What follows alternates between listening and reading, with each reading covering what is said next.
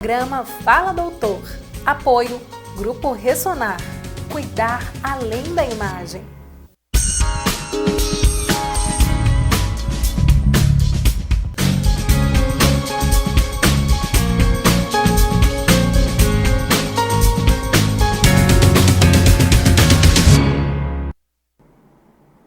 Olá, boa noite. Estamos começando mais um programa Fala Doutor, o nosso encontro habitual das noites de quintas-feiras e também das tardes de sábado, né? Falando aqui no norte de Minas, para a nossa cidade de Montes Claros, para Janaúba e Nova Porteirinha, né? Pelos sinais da TV Gazeta Norte Mineira.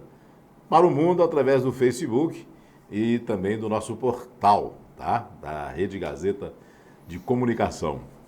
Gente, a abordagem do programa de hoje tem a ver com um momento que não sei quem foi quem escolheu, o doutor até vai me explicar melhor aqui isso. Fizeram-se um roteiro, né, de cada mês uma cor, e acaba que não está tendo cor para tanto mês, né? Cada mês uma cor, e essa cor representa um alerta para que as pessoas tomem cuidado em determinado tipo de problema de saúde. Nesse mês de setembro, por exemplo, é o Setembro Dourado, que é o mês de prevenção ao câncer infanto-juvenil. Este vai ser um dos assuntos do programa Fala Doutor dessa noite. Eu vou conversar com o médico cirurgião oncológico, Dr. Cláudio Henrique Rebelo Gomes, que vai nos brindar, como sempre, com uma verdadeira aula aqui no programa Fala Doutor de hoje. E eu te convido a participar, tá? O nosso telefone está à sua disposição, o 998506500 e também o WhatsApp, 999860326. Mande a sua pergunta para o nosso entrevistado desta noite, e também convido o povo aí de casa, viu? Dos vizinhos, chama todo mundo, ó. Hoje é o Dr. Cláudio Henrique que está lá no Fala Doutor. E ele vai falar muita coisa importante sobre essa doença que até pouco tempo atrás era estigmatizante, as pessoas tinham medo de falar até o nome. Ah, fulano morreu. Ah, morreu de quê? Morreu daquela doença. Ah, morreu de CA. Mas ninguém falava abertamente câncer, né? Vamos desmistificar isso. Doutor Cláudio Henrique, boa noite, um prazer tê-lo conosco. Mais uma vez no programa Fala Doutor e pela primeira vez aqui na TV Gazeta Norte Mineira. Boa noite a todos. Eu que agradeço mais uma vez o convite e estou sempre à disposição. Acho que é a primeira vez na era Covid, né? Sim. É uma mudança aí que pegou a nós todos, que modificou nossas rotinas, inclusive pessoal e profissional, né? Aham. E sempre que chamar eu virei. Ah, um maior prazer. Quero registrar aqui também a presença da doutora Catiane, né? A médica radiologista, esposa do doutor Cláudio, que está aqui abrilhantando o programa e que será em breve convidada a participar do programa Fala Doutor. Ok, doutora? Doutor Cláudio, vamos lá. Setembro Dourado. Como é que foi essa escolha, né? Um mês e uma cor, um mês uma cor. Acaba que eu estou vendo que vários segmentos da medicina estão adotando um mês e cor. Então, em um mês, às vezes, se comemora, não sei se é o caso de setembro. Setembro Dourado para prevenção do câncer infanto-juvenil. Aí pode ter também o Setembro Verde para a prevenção de outras coisas. Bem, mas enfim, é um alerta, não é? O objetivo maior, mais que a própria cor, é você trazer para o debate da sociedade e lembrar, né? Muitas pessoas ainda acham que a criança não tem câncer, o adolescente não tem câncer. E por acharem que eles não existem, muitas vezes os sintomas aparecem de forma um pouco mais gritante e não são percebidos pelos próprios pais, que deveriam ser quem faz o diagnóstico. Então, o objetivo é você trazer para debate essas situações que são diferentes. Setembro também é um mês de discussão sobre prevenção do suicídio. A coloproctologia também faz uma discussão sobre o câncer de intestino. Então, as sociedades vão trazendo para a luz, né, da sociedade. A sociedade de especialidade traz à luz da sociedade civil alguns temas para discussão. O câncer infantil, apesar de não ser a minha área de abordagem, porque eu sou um cirurgião, e na grande maioria das vezes são cânceres de sangue. e que não passam pela cirurgia, passam basicamente pela quimioterapia. Sei. Mas cada idade tem um câncer próprio.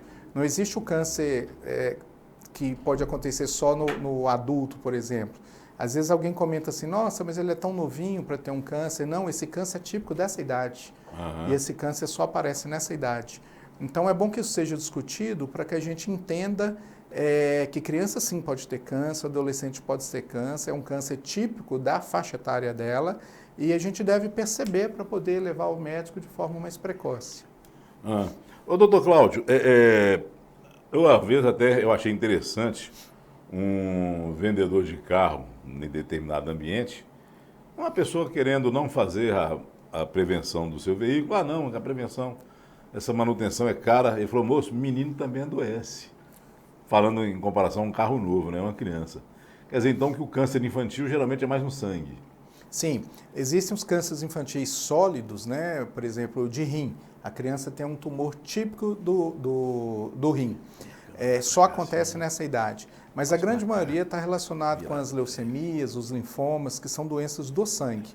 Então, de modo geral, o pai ou o profissional vão pensar nessa possibilidade quando uma criança começa a perder peso de forma inexplicada, ou começa a aparecer carocinhos no pescoço, embaixo do braço, na virilha, que são ínguas, né, linfonodos, ou caroço na barriga, às vezes a barriguinha começa a distender de forma assimétrica, cresce mais do lado esquerdo, mais do lado direito.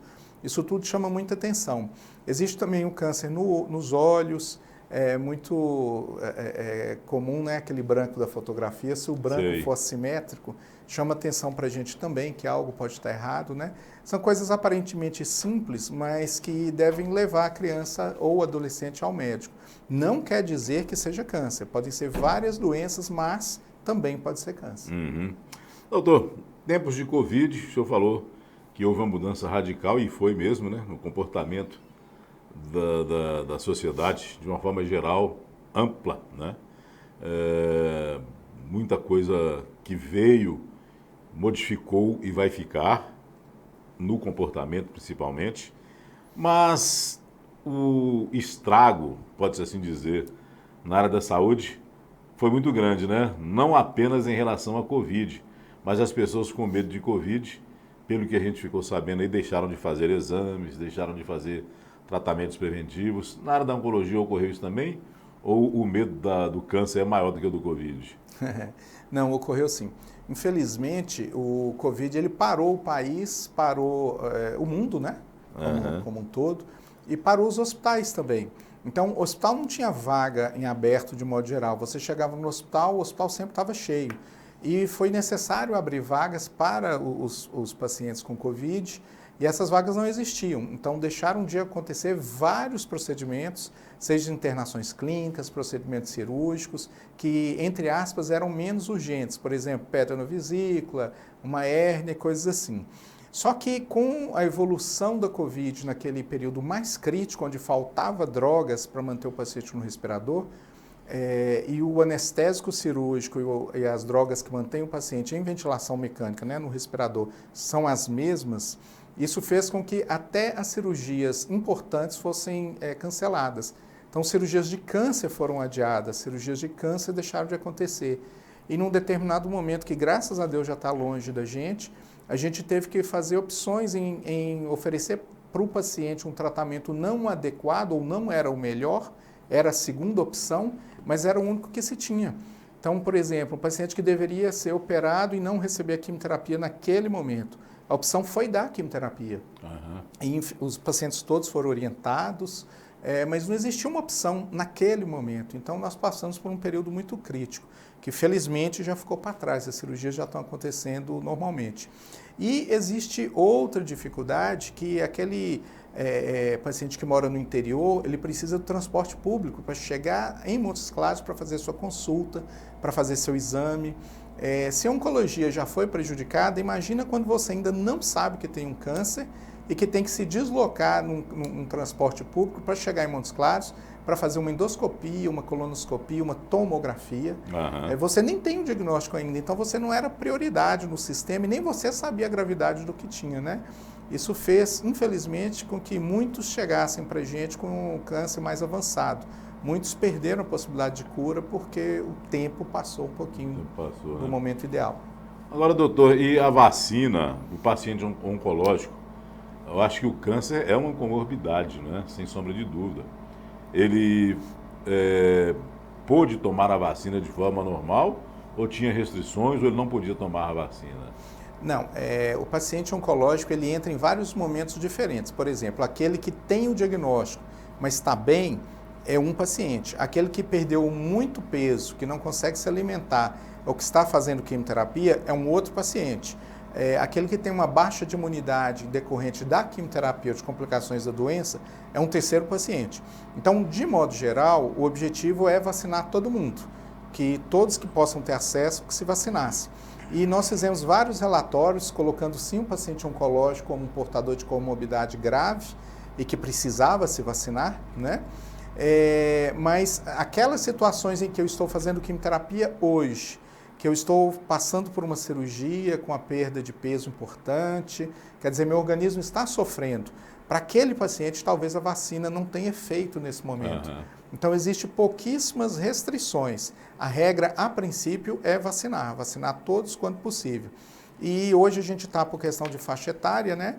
Mas a vacinação do paciente oncológico, o paciente oncológico foi comorbidade, entrou como prioridade e o que a gente tem visto é que, felizmente, quase todos que se candidataram a tomar a vacina, e a grande maioria dos que a gente convive, dos que a gente atende, aceitou a vacinação, né?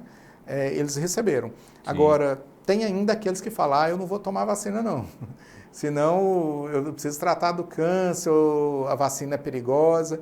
Eu falo muito para os meus pacientes, né? Se você tem medo de uma vacina por causa dos efeitos colaterais dela, que são mínimos, que são ínfimos, que são raríssimos, você tem que morrer de medo de álcool, porque as maiores complicações, não só de acidentes, de acidentes de carro, de doenças que o álcool traz, o álcool é muito mais perigoso do que uma vacina. Então, quem bebe e fala que tem medo de vacina é incoerente, ele não parou para pensar. Não tem lógica uma coisa dessa, né? Muita gente que bebe não parou de beber para tomar vacina, né? Pois é. Eles falavam, não, tem que respeitar 24 horas antes depois. Não, não faz mal, não pode beber. Devemos vacinar sim, a vacina é importante. Tanto é que os hospitais hoje, felizmente, estão vazios, né, do ponto de vista de Covid. CTI Covid sendo desativado. Aí as pessoas falam assim, nossa, mas está desativando CTI Covid? A gente tem que lembrar que aquele espaço onde era usado para o paciente Covid, antes era usado para quem tinha pedra na vesícula, para quem estava infartado, né? Então não existe espaço ocioso no hospital. A gente está devolvendo o espaço para aquele paciente que sempre usou. E ele vai poder voltar ao seu tratamento agora. Ok, doutor. Vamos participar, tá? 99850-6500 ou 9986-0326 é o WhatsApp, tá? Mande suas perguntas para o doutor Cláudio Henrique. Doutor Cláudio Henrique, nós vamos para um pequeno intervalo, mas eu vou deixar uma pergunta aqui no ar para que você, telespectador que está aí nos assistindo, reflita um pouco para depois você ouvir a resposta do profissional. Antigamente, praticamente, doutor, o diagnóstico de câncer era uma sentença de morte, né? Você está com câncer, então vai morrer. Isto hoje ainda é assim? Daqui a pouco, logo após o intervalo. A gente faz um pequeno intervalo agora, mas já já, aguarde.